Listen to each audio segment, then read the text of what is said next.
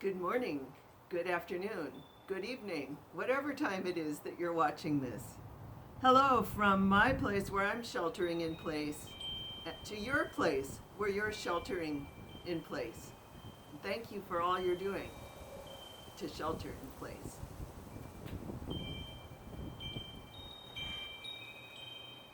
We've been moving through the purple time, and today we move to the second to last purple time, the fifth Sunday of Lent.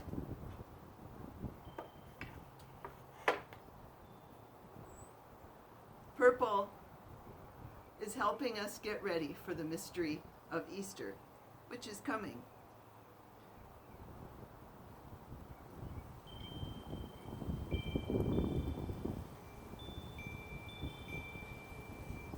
In the first Sunday of Lent, we remembered the baby being born. Mary was chosen to be the mother of God, and the baby looked up into Mary and Joseph's face and could already see the cross. They named the baby Jesus, and they kept Jesus warm, and they did everything to help him grow.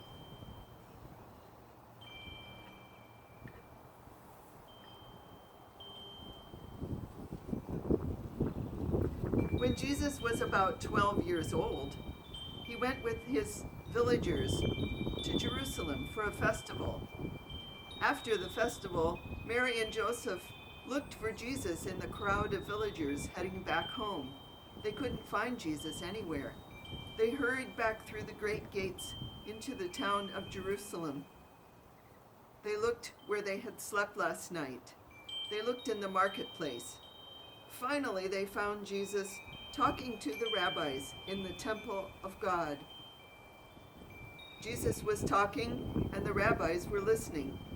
The rabbis would talk, and Jesus would listen. "Why did you do this?" the parents asked, Mary and Joseph asked. And Jesus said, "Didn't you know I would be in my Father's house?" Mary and Joseph did not understand this answer, but they remembered it.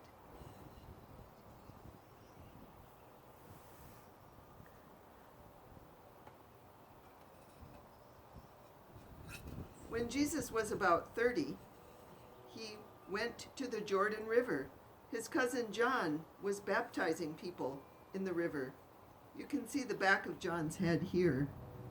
Jesus waded into the river and asked John to baptize him.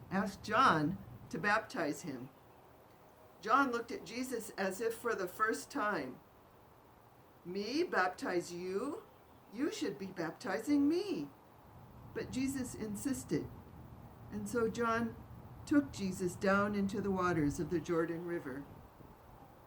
And when he came out of the dark waters, people standing nearby saw a dove over Jesus' head, and they thought they heard a voice. "This is my son, my beloved son, in whom I'm well pleased." After the baptism, Jesus went on across the Jordan River to the desert to find out more about the work that he should be doing.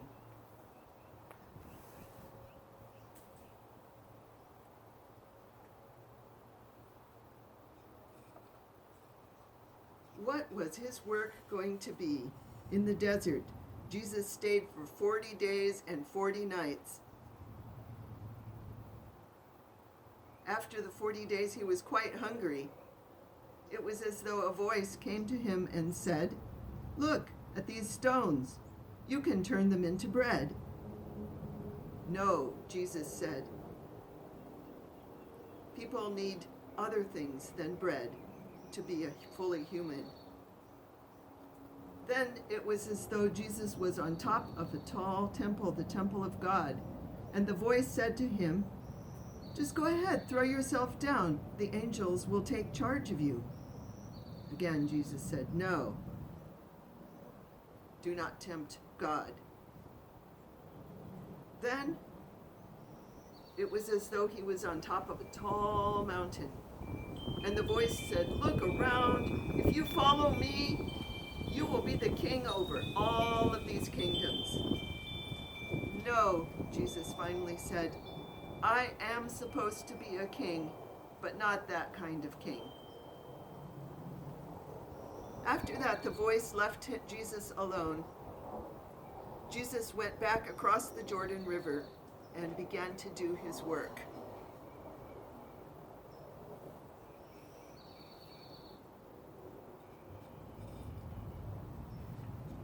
Jesus' work was to come close to people, especially to people that no one else wanted to come close to. Here you can see Jesus is coming close to someone who's blind. When Jesus came close to people, people changed. In this case, the blind person was able to see after Jesus came close to him. So Jesus did his work of coming close to people and helping people change for the better. And he did that work for 3 years. He also told many parables. But after those years, Jesus turned and went towards Jerusalem because it was now his turn to become a parable. So I wonder what you have in your house that could help tell this story. Maybe you could write a story. You could write the story in your own words.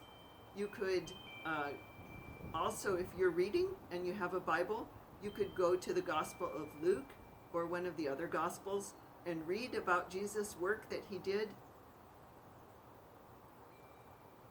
Or maybe you have something nearby that helps to tell the story. I know I have a rock nearby.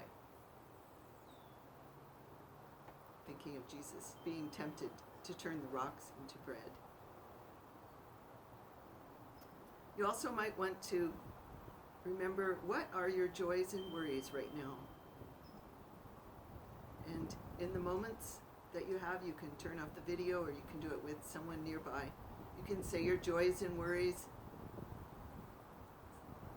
and give them to God.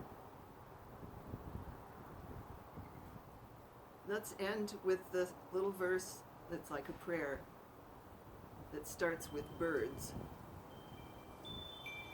Birds in the air, stones on the land, fish in the water.